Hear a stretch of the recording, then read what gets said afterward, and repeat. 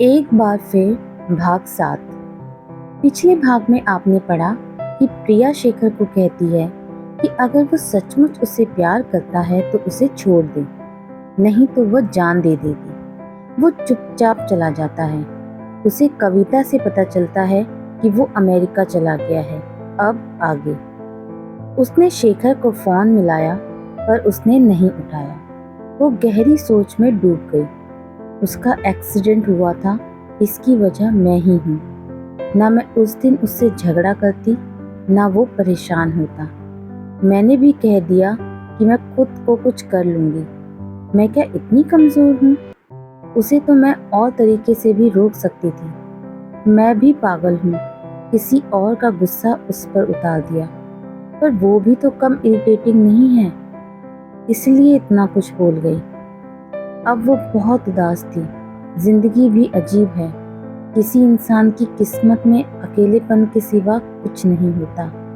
खैर, जो भी हो, चल प्रिया, ऑफिस तो जाना ही पड़ेगा। तैयार होने लगी। बॉटल ग्रीन कलर की भागलपुरी साड़ी विद मैरून शेड पहनकर अपने लंबे बालों का ढीला जोड़ा बनाया, काली बिंदी लगाकर शीशे में देखा तो फिर शेखर याद आ गया। उसकी बातें याद करके उसके होठों पर मुस्कुराहट आकर फिर गायब हो गई। गाड़ी निकाली और चल दी। उसने म्यूजिक ऑन कर दिया। ऑफिस पहुंचकर पेंडिंग काम निपटाकर बैठ गई। लंच टाइम में ऑफिस में सब आपस में बात करने लगे तो वो भी वहां जाकर बैठ गई। एक ने कहा, मैम आप कब शादी कर रही हैं? हम तो इंतज़ार कर रहे हैं पार्टी का। क्यों? शादी ही सब कुछ होती है। वो फीकी हंसी हंसती। तब तक कंचन बोली, मैम यू आर राइट, शादी सब कुछ नहीं होती पर बहुत कुछ होती है। सब जोर से हंस पड़े। अरे मैम, अपना गुस्सा निकालने के लिए पर्सनल पंचिंग बैग मिल जाता है, कंचन ने हंसते हुए कहा। मैम मैंने तो डिसाइड किया है कि आपकी शादी में मैं लहंगा पहनूंगी। फिर तो तुम्हारा प्लान धरा का धरा रह जाएगा। वो वहां से उठकर खड़ी हो गई। शाम को घर पहुंचकर उसने चाय बनाई। मालती खाना बना रही थी। एक कप मालती को देकर चुपचाप चाय पीने लगी। मालती खाना बनाकर गई तो वह अलसाई हुई बाहर बैठ गई। उसने दी को फोन मिलाया। हेलो दी, कैसे हो आप? मैं ठीक हूँ, तू कैसी है? आप तो भूल ही गए कि आपकी एक छोटी बहन भी है। तू तो मेरे बच्चों से पहले है पगली लड़की। वैसे भी तू तो इस दुनिया में मेरा पीछा करते हुए आई है। दी हंस पड़ी। हम दोनों इनसे पहले साथ थे और हमेशा साथ रहेंगे, दी कहते हुए इमोशनल हो गई। प्रिया, मेरे मायके में तेरे अलावा है ही क्या? मेरा सबसे प्रीशियस जेमस्टोन। लव यू मेरी जान। एक बहुत बड़ी जादू की झप्पी भेज रही हूँ तेरे लिए। तू आई क्यों नहीं बहुत दिनों से? मैं तो आ जाती हूँ दी, आप मेरे पास कहाँ आते हो? बच्चों को लेकर कुछ दिनों के लिए अपने मायके आ जाओ ना। बच्चे यहाँ से स्कूल चले जाएंगे। मैं बहुत अकेली हूँ, वो फ़ोन पर सुबक पड़ी। अच्छा तू चुप हो जा, मैं माँ जी से पूछकर तुझे बताती हूँ। दी बच्चों को लेकर आना, ओके? उसने फ़ोन रख दिया। सच में दी अगले दिन शाम को दोनों बच्चों को लेकर पहुंच गई। उसके सूने घर में तो मानो बाहर आ गई थी। दोनों बच्चे मासी से चिपक गए। वो बच्चों के लिए खाने पीने की बहुत सारी चीजें खरीद कर ले आई थी। मम्मा, मैं तो मासी के घर ही रहूंगा। 7 साल का गुन्नू मासी के गले में झूल गया। मम्मा, मासी आपसे अच्छी है। तब तक चीनू भी उसके करीब आ गई। मासी मैं भी। उसने दोनों को गले लगाकर उनका माथा चूम लिया। ठीक है दी, ये दोनों मासी के पास रहेंगे। दी मुस्कुराते हुए प्यार से तीनों को देखने लगी। डिनर करने के बाद बच्चे टीवी देखने लगे तो दोनों बहनें बाहर आकर बैठ गईं। तुमने आगे क्या सोचा है? किस बारे में? अरे मैं शादी की बात कर रही हूँ। कुछ नहीं, क्या सोचना, वो हंसती। किसी न किसी का साथ जरूरी है। जिंदगी बहुत लंबी है, कब तक अकेली रहोगी? मैंने 1-2 लड़के देखे हैं, अच्छे खानदान के हैं। मिल लो, तुम्हें कोई पसंद आए तो फिर देखते हैं। वो चुपचाप सुनती रही, कुछ नहीं बोली। इतने में दी के आगे पड़ा हुआ उसका फोन बज उठा। उस पर शेखर का नाम देख दी ने उसकी तरफ देखा। ये शेखर कौन है जो इतनी रात में तुम्हें फोन कर रहा है? तुम मुझसे कुछ छिपा रही हो क्या? देखो, अगर कोई बात है तो मुझे बताओ। तब तक फोन में 2 मिस्ड कॉल आ चुकी थी। प्रिया ने दी की तरफ देखा। कोई नहीं, ऑफिस में कोई है। ऑफिस वाला कोई इतनी रात को क्यों फोन करेगा? तीसरी बार कॉल आई तो दी ने फोन उठा लिया। दी ने फोन पर हेलो नहीं कहा, फोन स्पीकर पर डाल दिया। हेलो, कल तुम्हारा फोन आया था, मैं ले नहीं पाया, बिजी था। दी ने उसे इशारा किया, बात करो। प्रिया घबरा गई। उसने फोन उठा लिया। वो उठकर खड़ी हो गई। फोन स्पीकर पर ही था। हेलो, मैं प्रिया की बड़ी दी बोल रही हूँ। हेलो दीदी, आप मुझे नहीं जानती, मैं शेखर हूँ। प्रिया कहाँ है? रुको, अभी बात कराती हूँ। दी ने प्रिया को आंखें दिखाई। हेलो, मुझे पता चला कि आपका एक्सीडेंट हुआ था। हाँ हुआ था, पर अब मैं ठीक हूँ। तुम कैसी हो? मैं ठीक हूँ, ख्याल रखिएगा। उसने झटपट फोन ऑफ कर दिया। बड़ा ख्याल रखने की बात हो रही थी। वैसे ये शेखर है कौन? दी, शेखर कविता का देवर है। कौन कविता? वो तुम्हारी फ्रेंड?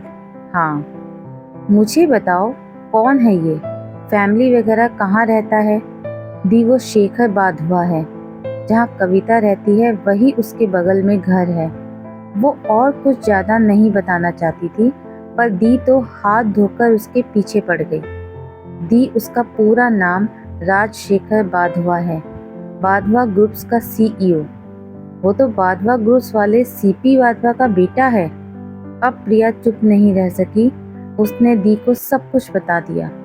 दी सोच में डूब गई। प्रिया, वो बहुत बड़े लोग हैं, जानती हो ना। इसलिए दी, मैंने उसे मना कर दिया। अगर मना किया था तो फिर फोन क्यों किया? तुम कोई बच्ची तो नहीं हो? या फिर कुछ और है जो तुम मुझसे छिपा रही हो? नहीं दी, कुछ और नहीं है। ला फिर मुझे फोन दे, ऐसा डांटूंगी कि फोन करना भूल जाएगा। वो क्या सोच रहा है कि तुम अकेली हो? नहीं दी, रहने दीजिए, मैं अब उससे बात नहीं करूंगी। दी को सारा माजरा समझ आ रहा था। अच्छा लाओ, उसका नंबर दो, मुझे उससे बात करनी है। ओहो दी, आप क्या बात करेंगी उससे? अच्छा फोन दो तो सही। दी ने जबरदस्ती फोन लेकर वापस मिलाया। अब प्रिया डर गई। ओह गॉड, वो तो एक नंबर का लफंगा है। कहीं मुझे समझकर दी से अनाप शनाप ना बोल दे। दी उसे एक तरफ खड़े रहने का इशारा करके फोन मिलाने लगी। प्रिया दी के गुस्से से वाकिफ थी, इसलिए वहीं पर खड़ी हो गई। फोन पर बात करते हुए दी टहल रही थी। प्रिया बेचैन होकर चुपचाप खड़ी थी। यही कोई 5 मिनट बाद दी आ गई। डर के मारे प्रिया का गला सूख रहा था। दी ने उसकी तरफ देखा। मैंने उसे अपने घर बुलाया है, नेक्स्ट मंथ जब वापस आएगा तब। पर दी, आपने क्यों? देखो तो सही कि कैसा इंसान है। पर दी, मुझे। तुम तो चुप ही रहो। अपनी जिंदगी का सत्यानाश करके रख दिया है। दुनियादारी की जरा भी समझ नहीं है। क्लास 1 पोस्ट पर बैठी हो और अकल घुटने पर है। कोई भी बात थी तो सबसे पहले मुझे बताना चाहिए था। माँ नहीं है तो तुमने सोचा कि बस अब मनमर्जी करोगी। दी उठकर अंदर चली गई। वो बैठकर सोचने लगी, उसने पता नहीं ऐसा क्या कह दिया जो दी इतने गुस्से में थी। मैंने दी को नाराज कर दिया। फोन करो उससे, पूछूं? वो तो है ही बकवास बंदा। नहीं नहीं, फोन किया तो फिर से ज्यादा ही परेशान करने लगेगा। अगले दिन सुबह ऑफिस के लिए तैयार होने लगी तो दी उसके लिए नाश्ता तैयार कर रही थी। मालती दूसरे काम निपटा रही थी। दी के गले लगकर दी को सॉरी बोला। उसका पपी फेस देखकर दी हंस पड़ी। चल नाश्ता कर ले। दी, बच्चों को स्कूल से आप ले आओगे? दी के हाँ कहने पर वो रास्ते में बच्चों को स्कूल छोड़कर ऑफिस चली गई। जब घर आई तो दी नॉर्मल थी। तब उसकी जान में जान आई। दी 4 दिन उसके पास रहकर वापस चली गई। प्रिया ने शेखर को फोन नहीं किया, ना उसका फोन आया। जब बात खत्म हो गई है तो दी क्या बात करेंगी। एक दिन दी का फोन आया, प्रिया सैटरडे शाम को यहाँ आ जाओ, संडे को मेरे पास रुकोगी। संडे को मैंने शेखर को बुलाया है। पर दी मैं आकर क्या करूँगी। जैसा मैंने कहा है वैसा ही करना। बेचारी प्रिया डरते हुए सैटरडे शाम को पहुंच गई। डिनर के बाद दी ने उससे कहा, कल दिन में शेखर आ रहा है। पर दी, पर वर्क कुछ नहीं, तुम पहले ही अपने लिए बहुत अच्छा कर चुकी हो, अब भगवान के लिए चुप रहना। संडे को दी ने उसे सुबह ऑर्डर दे दिया कि अच्छे से तैयार हो जाओ। वो तुनक गई। तैयार क्या होना, जैसी हूँ वैसी ही ठीक हूँ, जैसा मैं कह रही हूँ वैसे ही करो। दी ने बहुत तैयारियां कर रखी थी। प्रिया देख रही थी, उसे आश्चर्य हो रहा था। ऐसा लग रहा था कि जैसे उसका रिश्ता पक्का होने वाला है। ये दी भी ना बड़ी अजीब है। उस बेकार आदमी के लिए खुद भी इतना तैयार हो रही है और मुझे भी तैयार होने को कह दिया है। तैयार होकर दी बेहद खूबसूरत लग रही थी। कांजीवरम की ग्रीन और रेड गोल्ड जरी बॉर्डर की साड़ी उन पर बहुत खिल रही थी। दी, आप बहुत सुंदर लग रही हैं। दी, आप ये ग्रीन साड़ी मुझे पहनने देती, ये क्या मुझे पीली साड़ी पहना दी। हाय प्रिया, कितनी खूबसूरत लग रही है। दी ने उसकी बलैयां ले ली। इतने में बाहर 2 गाड़ियां आकर रुकी। जो लोग अंदर आए उसमें शेखर, उसके मम्मी पापा, दादी, कविता और उसकी फैमिली थे।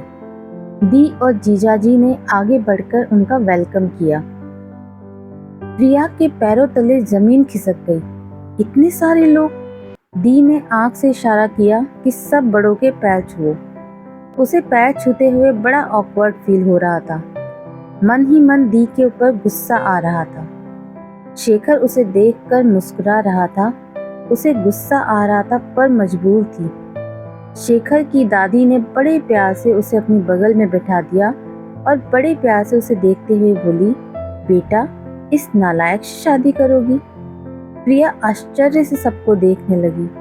सब हंस रहे थे और प्रिया उसके चेहरे पर हवाइयां उड़ रही थी। लड़का और लड़की को आपस में बात तो करने दो। शेखर 1 महीने बाद लौटा है। बेटा शेखर, 1 महीने बाद आज ही मिल रहे हो प्रिया से।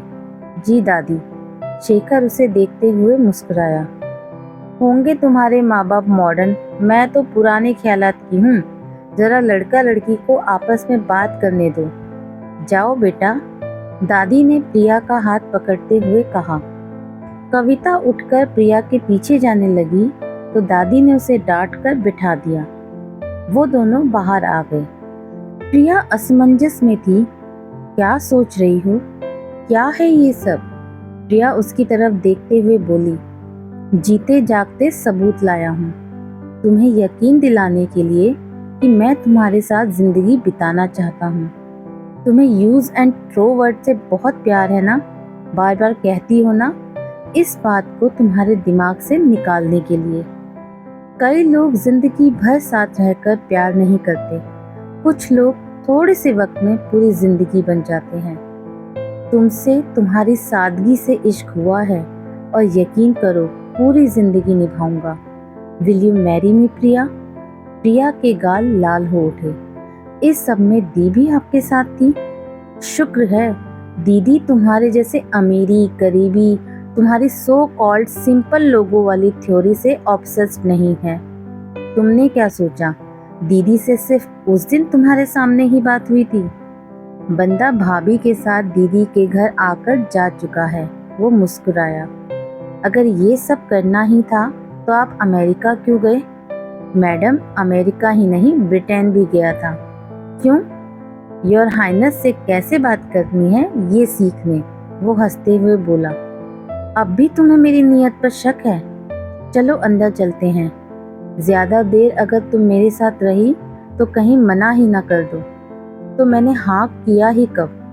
दीदी को बुला लेता हूँ, उनके सामने ना कर दो, वो अंदर जाते हुए बोला। अंदर बेहद खुशी का माहौल था। प्रिया को देखते हुए शेखर की माँ बोली, पहली बार इसने कोई काम ठीक से किया है। बेटा, तुम्हें ये कैसे पसंद आया?